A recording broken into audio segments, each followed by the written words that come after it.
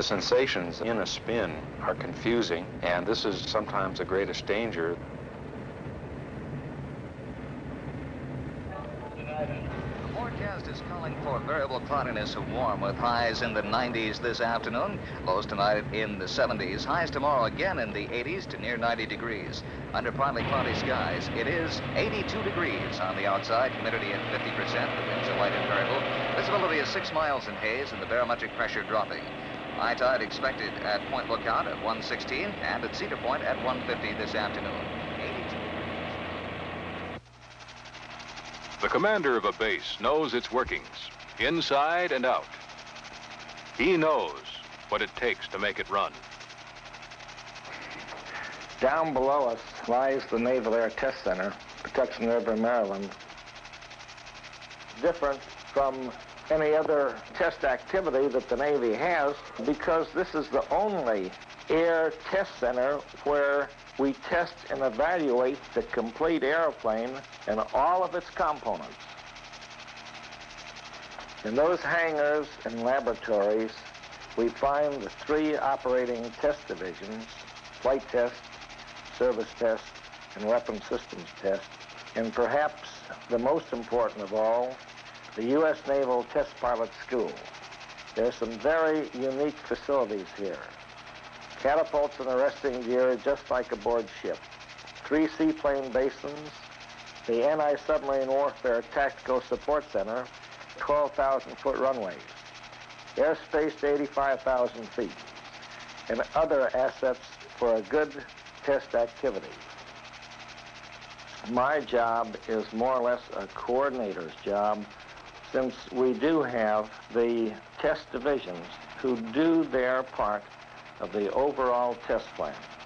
When that particular test plan calls for missile testing at Point Magoo, then I put on my other hat as the coordinator of tests and evaluations for the Naval Air Systems Command and coordinate the guided missile part of it along with the NATC portion of it. The test pilot is the key man in the whole concept of an integrated test program.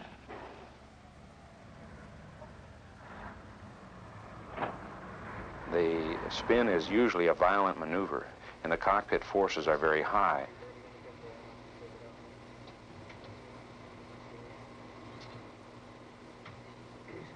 Spin testing is classified as hazardous testing. For this reason, a great amount of advanced preparation is necessary to see that spin testing can be conducted in the safest possible manner. Of course, we try to make sure that the spin pilot and everyone concerned with the spin program has a lot of experience and has really done their homework, because it is possible to lose an airplane. The man who makes up the other half of the team in this project is a graduate mechanical engineer whose specialty is in airplanes' flying qualities and performance. In a spin program, we don't like any surprises. Most of the technical problems can be predicted by calculations, and the engineer has a good handle on these. The concept of the test pilot engineer team is carried through in most of the other areas of the test center's activities. Marv, what do you think we ought to do today on this hop? Well, on this particular hop, we'd like to be looking at the recoil adapters. We have strain gauges mounted in the critical points of the turret, and we'd like for you to fire full complement.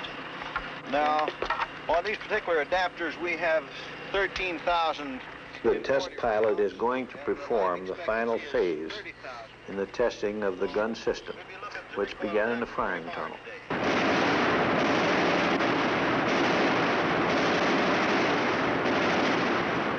Take the ship and fire the entire complement of the magazine into the cannibal target.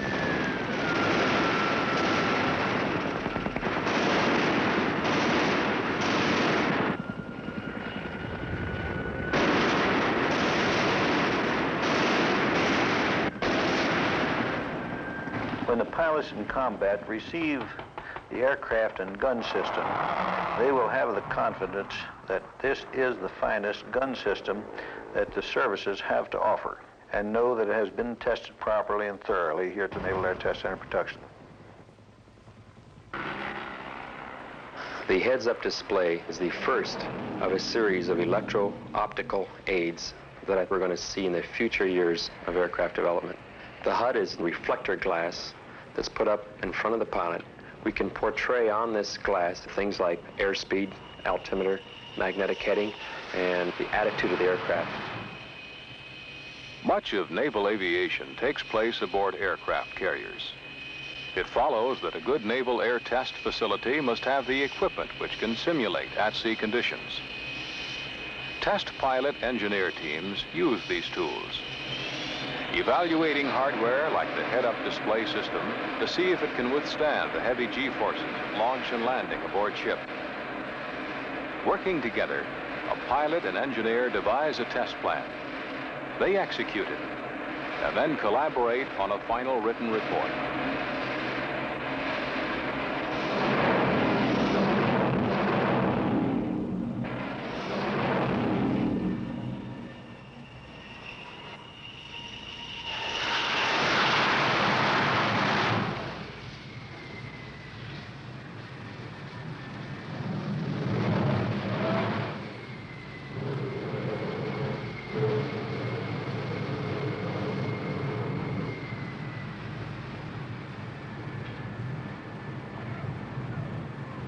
The relationship between the test pilot and the engineer is a very close relationship.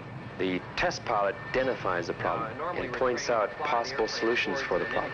And the engineer comes up with the mechanization, the mathematics, the ability, the know-how to solve the problems that the test pilot finds. I think we're going to have to reverse that possibly. What do you think about that? Well, this is one of the problems that we are finding out. The angle of attack indicator is completely 180 degrees out of everything else on the HUD. Post-flight evaluations are very important because it lets the engineer know what the pilot has seen during his flight. And the engineer can sit down, think about these things, and plan how he will look at them or how he will have the pilot look at them on the next flight. Let's take a look at the approach for our landing footage. I want to show you a problem I think we have in there. Okay, see right here how the angle of attack bracket is jittering up and down? That's very confusing. We're going to have to find some way to damp that out. That's been a problem that's been noticed before. The other pilots have reported on it. As far as I know, the contractor is working on it. Tell you what, run a little more footage. I want to show you another problem in here. Okay, see right here, I'm getting slow, and the angle attack indicator's climbing. After a system like the HUD has been thoroughly evaluated, and the results have been reviewed and analyzed in the Technical Support and Computer Services Divisions, the Center's 2 support activities, the job is still not finished.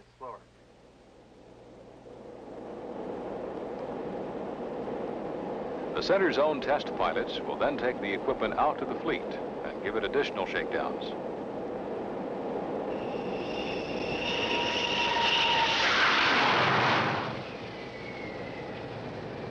We're also putting symbols into the HUD for the pilot to aid him to get his weapon to the target effectively. At times, even a head-up display will not solve a problem that all pilots occasionally face, and that's a faulty weapons release systems design. Faulty bomb and rocket designs are very serious problems that the Test Center has been working hard to solve before they appear where they hurt most, in combat. Things like poor aerodynamic stability and bomb-to-bomb and bomb-to-aircraft collision cause unpredictable trajectories where only one bomb may reach the target. Other things like large aerodynamic forces can actually lift the weapons and cause them to strike the horizontal tail of the aircraft. A simultaneous release not only is the tail in jeopardy, but other weapons may be struck and damaged as well. The danger in bomb-to-bomb collisions is very shortly after release, the fuse is armed, and any collision will cause the bomb to detonate and others to detonate sympathetically. This could spoil the pilot's whole day. Rockets, when fired at close intervals, cause numerous rocket-to-rocket collisions and erratic trajectories. These collisions may cause the rocket to break up or to shed fins. This debris can be ingested by the aircraft's jet engine and cause severe damage. Even in this critical test to evaluate rocket breakup, we did not lose an aircraft. As a matter of fact, we have not lost an aircraft during any previous weapon separation testing. Near the end of motor burnout, the trajectory is erratic, and the rockets move in a corkscrew fashion. This greatly increases the dispersion, which reduces the warhead effectiveness.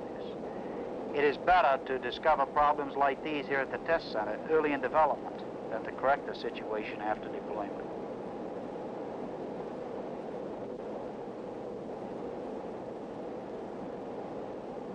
The problem with survival is that time runs out. Patuxent is concerned with more than just hardware. It's deeply involved in all aspects of pilot survival, from safety systems built into the aircraft to pilot rescue after a plane has been downed. The Global Rescue Alarm Network utilizes a miniature radio that can access a satellite more than 22,000 miles away. The test center is currently developing this system, called GRAN, for the military. The Coast Guard spends 98% of its time in search and 2% in rescue. They feel that if we could give them a 40% chance of one locus and a 60% chance of another locus, they could practically invert those statistics. When operational, the GRAN system will be able to find ditched pilots, hunters lost in the forest, or accident victims wherever they're located.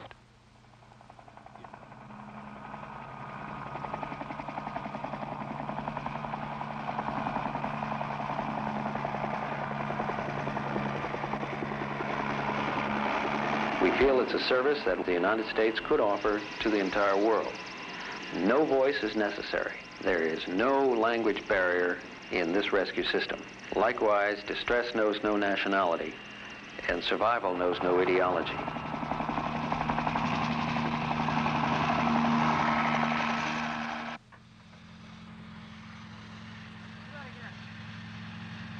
Before any Navy flight can begin, whether a spin test or a combat mission, it must be thoroughly checked out. But who evaluates the reliability, performance, and suitability of the ground support equipment? Acting almost as a miniature Bureau of Standards, the test center will investigate all of an aircraft's ground support and servicing equipment. Before obtaining a Patuxent approval, this gear must equal or surpass the Navy's stringent requirements.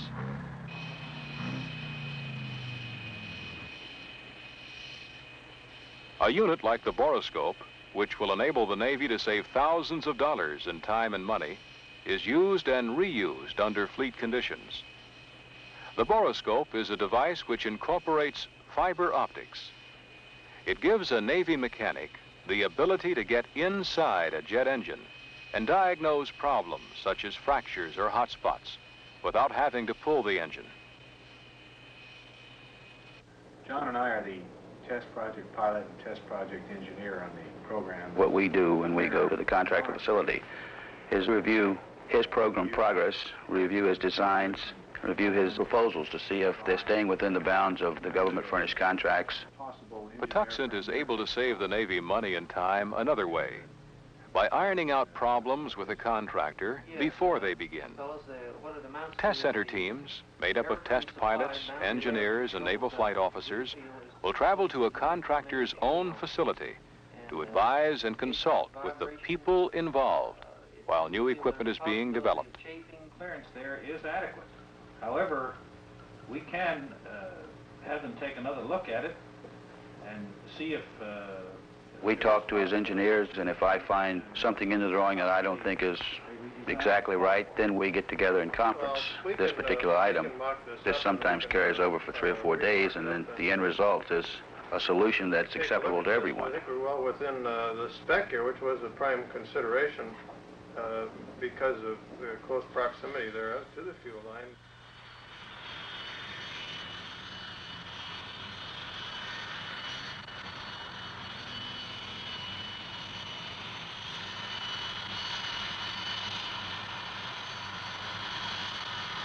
The airplane itself is instrumented so that certain data can be telemetred to the ground.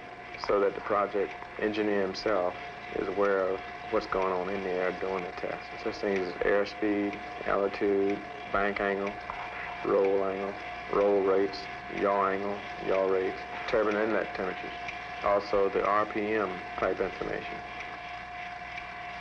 The use of sophisticated recording and telemetry equipment in naval air test projects led several Patuxent engineers to propose a new and innovative idea in the field of anti-submarine warfare. The concept of the Tactical Support Center originated here at the Naval Air Test Center. All of the background information came from our involvement in the P3C ASW airplane. The P3C is a fully digital, automated airborne system, and we recognized the need to have a ground-based automated system to support this P3C aircraft. Flight 3 that returned about an hour ago had exceptionally good luck. The problems of anti-submarine warfare are complex. Often the surveillance of a single contact may go on for days, even weeks, as information is gathered, interpreted, the course of the submarine plotted. The Tactical Support Center acts as a clearinghouse to train crews, store data, and coordinate tactics. Additional centers will be built as soon as prototype testing for this model has been completed. The existence of ASW facilities like the one at Patuxent will strengthen America's coastal defenses.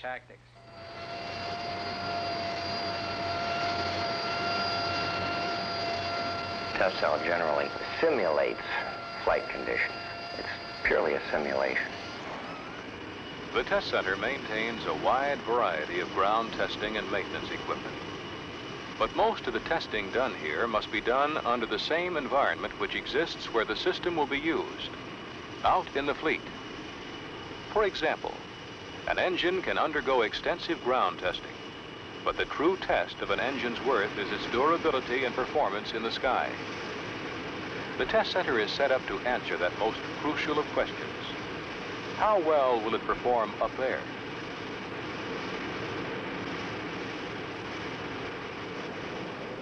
To answer that question, Patuxent will use a technique known as accelerated service testing, in which an engine airframe combination will be put through its performance envelope on an around-the-clock basis with refueling done by tanker.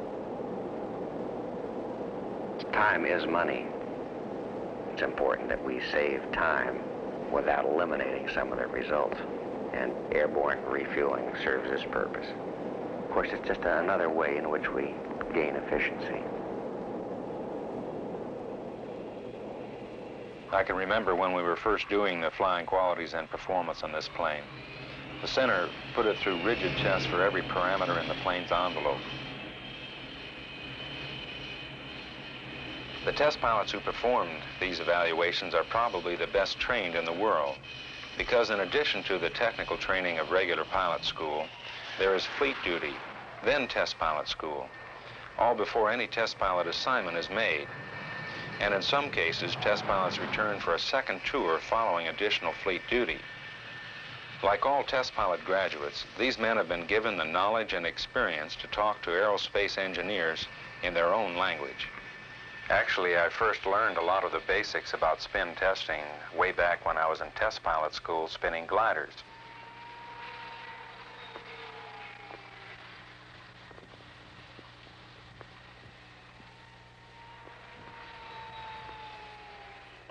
The test center maintains the only gliders currently in use by the Navy.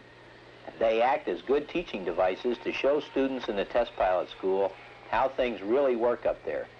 They are time expanders, like running a movie in slow motion, where you get a better understanding of air currents, wind velocity, and things like structural stability.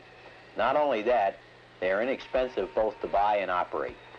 But gliders are just a small part of the Navy's test pilot school. The Hueys are sensitive, maybe a little more in yaw. It is difficult to put a pipper on a target and hold it. It's going to really be tough. I really don't think it's going to be that much of a problem. As I say, it is just a matter of transition. And if you take a pilot that has ground attack experience, it's basically similar. The airplane, once it's in the ordinary flight mode is exactly the same as any other ground attack aircraft. Yeah, but you're going to have dual qualified people, a guy that's going to have to. Well, at the moment, there is. Whether it tumbles end over end or backwards, etc. You get a look at about 3 of those. Call when you think you're steady state, so I can time the... Yeah, you can get some time from the outside. You can get a count on the turns, too, and get a good write-up on the evaluation for that.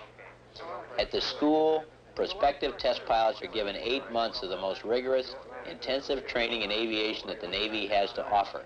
It's not unusual to see students working 15 or 16 hours a day in classrooms, in libraries, on the flight line, and at home to make the grade. And these are men who already have their wings.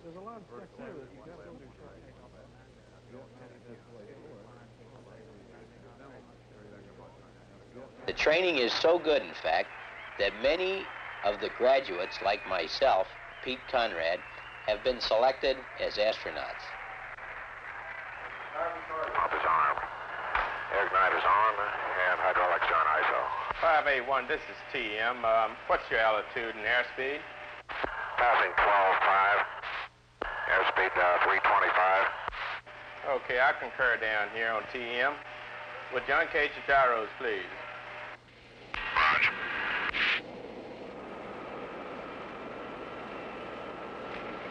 Okay, stand by for the spin checklist. Control augmentation cutoff is off. Chute is armed. Emergency hydraulics are armed. Auto ignition is on. Hydraulics, isolate. And the trim is in.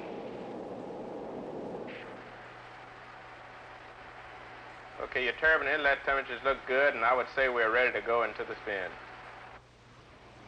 Camera's coming on. Okay, here we go.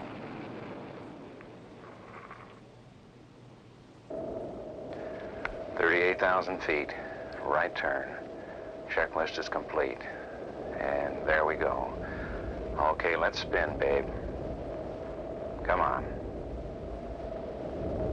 Okay, I think we're going now. Why does it always want to go on its back? That's uncomfortable. About 1.5 negative G there. It doesn't look like it wants to spin. Let's keep it in. Come on, we'll have to shift loads. Okay, coming out.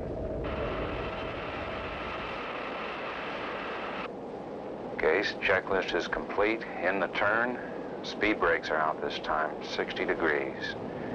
Shooting for 2.5 Gs, and here we come to the left. Winding up a little bit, picking up a pretty good yaw, just like the book says. Look at that nose attitude. Okay, let's spin, come on. Controls are in as hard as I can hold them. Now it's looking a little bit better, coming around. This looks pretty good. Clint will love this. Goes on its back again. Oh, this is... the forces are really high. We've got to fix these straps. In the turn, and look at this buffet. 30-degree brakes. I think we might get a spin this time. And on the back, oh, that hurts. I could do without that. Still doesn't look like it likes to spin. We'll have to try 40-degree brakes next time. Okay, let's hold the controls in. Keep them in now. Still looks more like a dance to me. I wish this thing would spin steady like other airplanes. Okay, recovering, brakes retracted. Okay, everything looks good down here, 581. I say we're ready to go home. Okay, coming up.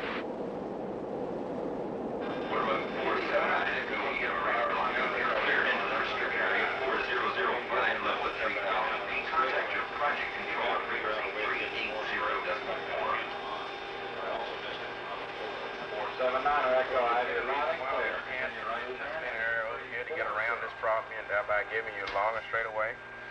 Well, if we do It's going to put us spinning over the water again. I'd just as soon keep the spin point where it is, right here, over land. Today's spin tests prove successful. Tomorrow, the results of this testing could save the Navy valuable time and money, perhaps even some lucky pilot's life. The test pilot and engineer may continue the post-flight evaluation and pre-flight planning long after their contemporaries have gone home. Many of the center's projects come to a close at the end of the day. Many do not.